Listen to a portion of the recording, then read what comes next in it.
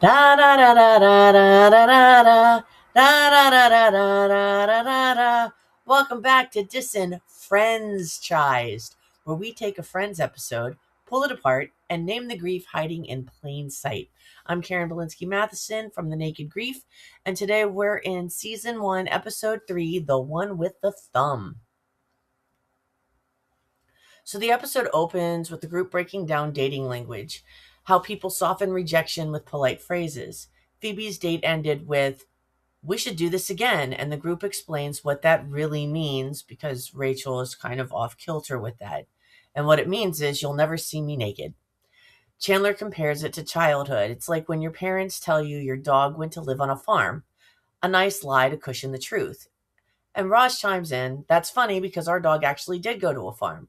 But as he's explaining it, he realizes, no, the dog died, and his parents lied. And Ross experiences grief for his dog from years ago in real time. Delayed grief years later, triggered by a joke. And then we have Phoebe, who comes in with a problem. The bank made an error and put $500 extra in her account, and she can't keep it because it's not hers. She has this ethical thing going on. So she goes to the bank to correct it. But instead of fixing the error, the situation escalates. Now she's given another $500 plus a football phone. So she doesn't want to hold on to the money, and she finds someone, a homeless person that she knows, to give it to. And the lady doesn't want to take $1,000.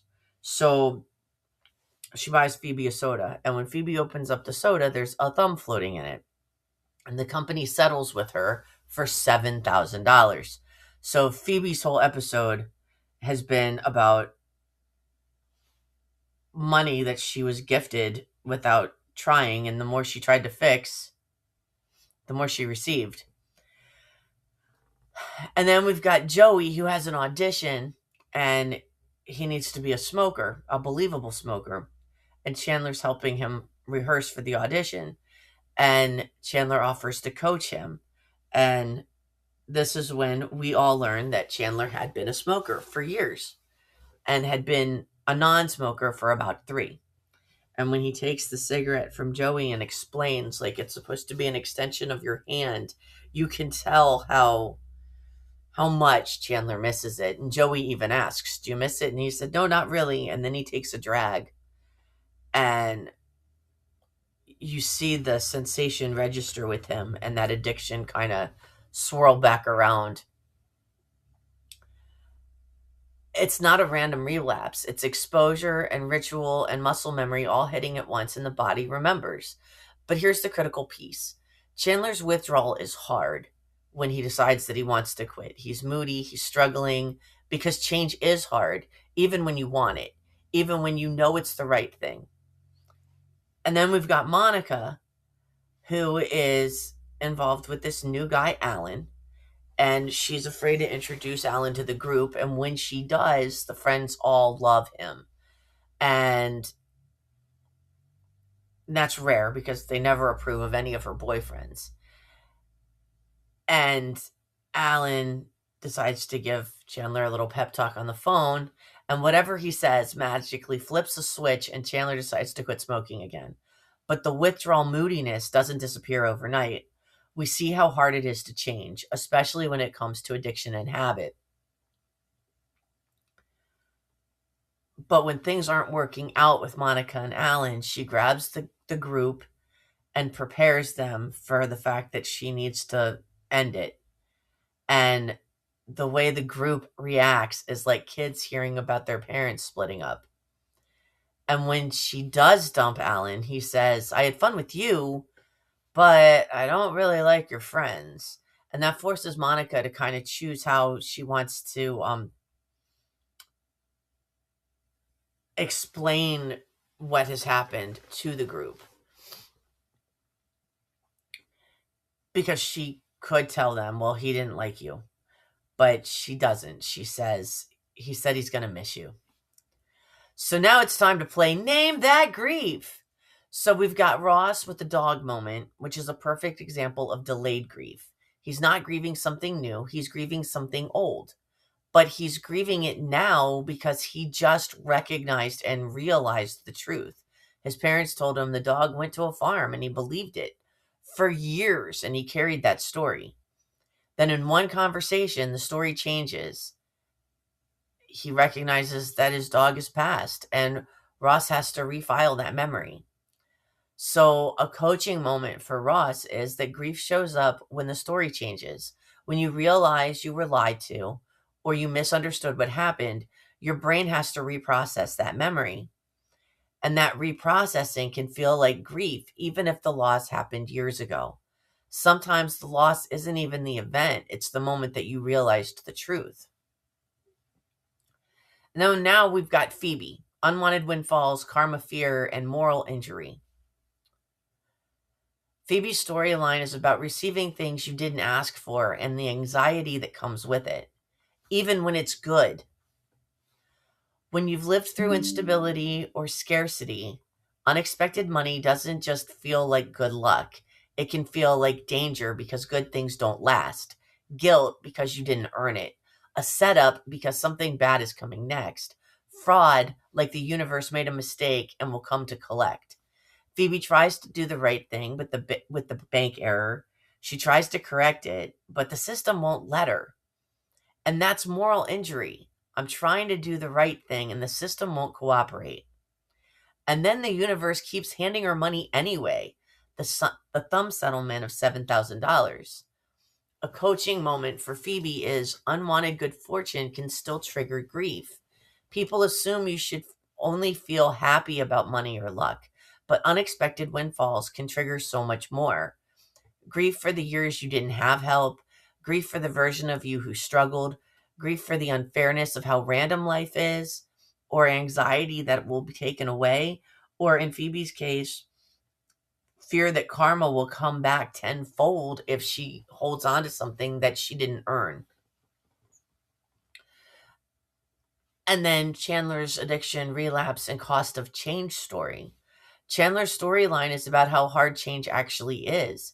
He doesn't relapse because he's weak. He relapses because he's been re-exposed to his normal ritual or old ritual of smoking while he's teaching Joey, and his body remembers through muscle memory. And the nervous system goes, oh, thank God, there you are. And we see that depicted so well in that drag that he takes. And then even after he decides to quit again, thanks to Alan, the withdrawal is real. He's moody. He's struggling because addiction isn't just a choice.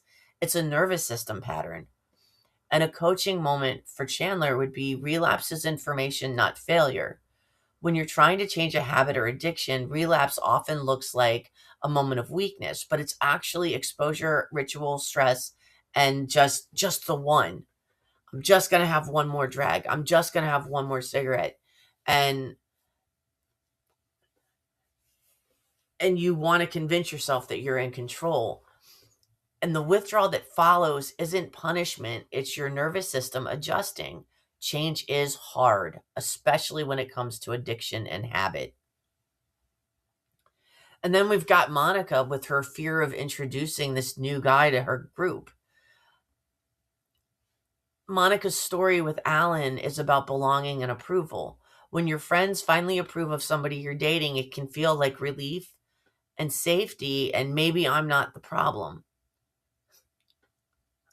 But it can also create added responsibility and pressure of they approve. Now I need to make this work.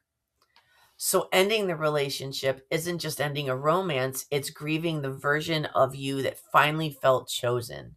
And Alan's line of, I don't like your friends, is a gut punch because it doesn't force Monica to choose a romantic connection over her friends because she's already done that. But it does make her start to recognize that maybe her friend's approval of the next guy isn't as important as her feeling that balance, not just romantically being chosen, but having the friends feel supported and supportive as well. And that's grief. So some practical takeaways from episode 3 is delayed grief is real. When the story changes, grief can show up years later. Unwanted windfalls can still trigger anxiety. If money makes you uncomfortable, it may be history and not math. Relapse is a setup, not a surprise. So look for access, rituals, stress, just one thing. And remember that change is hard, especially with addiction. Withdrawal isn't weakness, it's your nervous system adjusting. And approval can feel like safety, and losing it can feel like loss. So that's the one with the thumb. If you saw yourself in Ross's delayed grief, Phoebe's karma fear, Chandler's withdrawal struggle, or Monica's belonging pressure, you're not alone. Join me at the Naked Grief for additional support, where you can see so many other things, because it's not just about death. It's job loss and career pivots, divorce and breakups, empty nesting, moving, identity shifts, friendships ending, and the loss of the life that you thought you'd have. And at the Naked Grief, we offer support communities that meet you where you are without pressure, toxic positivity, or having to explain why it hurts.